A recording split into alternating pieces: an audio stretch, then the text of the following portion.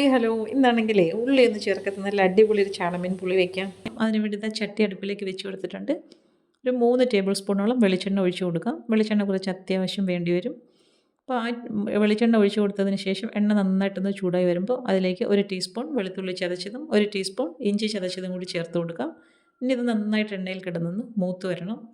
വെളുത്തുള്ളി ഇഞ്ചിയൊക്കെ നന്നായിട്ട് മൂത്ത് വരുമ്പോഴാണ് കറിക്ക് നല്ലൊരു ടേസ്റ്റ് വരുന്നത്. അപ്പോൾ നന്നായിട്ട് മൂത്ത് കിട്ടണം. ആ ഒരു രീതിയിൽ ഇതൊന്ന് ഇളക്കി കൊടുക്കാം. അപ്പോൾ ദാ ഈ ഒരു പരുവത്തിൽ വേണം ഇതൊന്ന് മൂത്ത് കിട്ടാൻ. ഇനി ഇതിലേക്ക് നമുക്ക് മസാലകൾ ചേർത്ത് കൊടുക്കാം.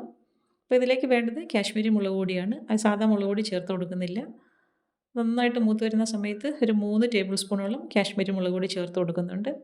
1 ടേബിൾ സ്പൂൺ മല്ലിപ്പൊടി ചേർത്ത് കൊടുക്കാം. 1/2 ടീസ്പൂൺ മഞ്ഞൾപ്പൊടിയും കൂടി ചേർത്ത് കൊടുക്കാം. ഫ്ലെയിം ഓഫ് ചെയ്ത് കൊടുത്തതിന് ശേഷം ഇത് നല്ലതുപോലെ ഒന്ന് മൂപ്പിച്ചെടുക്കണം. ആ എണ്ണയുടെ ചൂട് മതിയാകും. നന്നായിട്ടൊന്ന് മൂത്ത് വരണം. ഒട്ടും കരിഞ്ഞു പോകരുത്. മസാല കരിഞ്ഞു പോയാൽ കറിക്ക് ടേസ്റ്റ് മാറും. അപ്പോൾ ഈ ഒരു രീതിയിൽ ഫ്ലെയിം ഓഫ് ചെയ്ത് കൊടുത്തതിന് ശേഷം നന്നായിട്ടൊന്ന് മൂപ്പിച്ചെടുക്കാം. അതായിപ്പം മസാലകളൊക്കെ നന്നായിട്ട് മൂത്ത് വന്നിട്ടുണ്ട്. ഇനി ഇതിലേക്ക് ചേർത്ത് കൊടുക്കേണ്ടത് കുടംപുളി ചേർത്ത് തിളപ്പിച്ച വെള്ളമാണ്. പുളിക്ക് ആവശ്യമുള്ള കുടംപുളി വെള്ളത്തിലേക്ക് ഇട്ട് കൊടുത്ത് നന്നായിട്ടൊന്ന് തിളപ്പിച്ചെടുക്കണം. തിളപ്പിച്ചെടുത്തിട്ട് മസാലയിലേക്ക് ഒഴിച്ചു കൊടുക്കുകയാണ്. അപ്പോൾ ഇനി ഇതിലേക്ക് ആവശ്യത്തിനുള്ള ഉപ്പും കൂടെ ചേർത്ത് കൊടുക്കാം. ഉപ്പ് ഇട്ട് കൊടുത്ത് നന്നായിട്ടൊന്ന് ഇളക്കിയതിന് ശേഷം ചട്ടി മൂടി വയ്ക്കാം. കറി നന്നായിട്ടൊന്ന് തിളച്ച് വരണം. അപ്പോൾ അതാ കറി നന്നായിട്ട് തിളച്ച് വന്നിട്ടുണ്ട്. ഇനി നമുക്കിതിലേക്ക് ചാളമീൻ ഇട്ട് കൊടുക്കാം. ഇത് ചെറിയ ചാളമീനാണ്. അപ്പോൾ ആവശ്യമുള്ള അത്രയും കഷ്ണങ്ങൾ നമുക്കിതിലേക്ക് ഇട്ട് കൊടുക്കാം. ഇട്ട് കൊടുത്തതിന് ശേഷം ചെറുതായിട്ടൊന്ന് ഇതേപോലെ ഒന്ന് ഇളക്കി കൊടുക്കണം. ഇനി മൂടി വയ്ക്കാം. മൂടി വെച്ചിട്ട് കറി നല്ലതുപോലെ ഒന്ന് തിളച്ച് വരട്ടെ. ഇപ്പോൾ അതാ കഷ്ണങ്ങളൊക്കെ നന്നായിട്ട് വെന്ത് വന്നിട്ടുണ്ട്. ഇനിയും നല്ലതുപോലെ ഒന്ന് ഫ്ലെയിം സിമ്മിലാക്കി കൊടുത്തിട്ട് എണ്ണയൊക്കെ തെളിയുന്നത് വരെ ഒന്ന് വെയിറ്റ് ചെയ്യാം.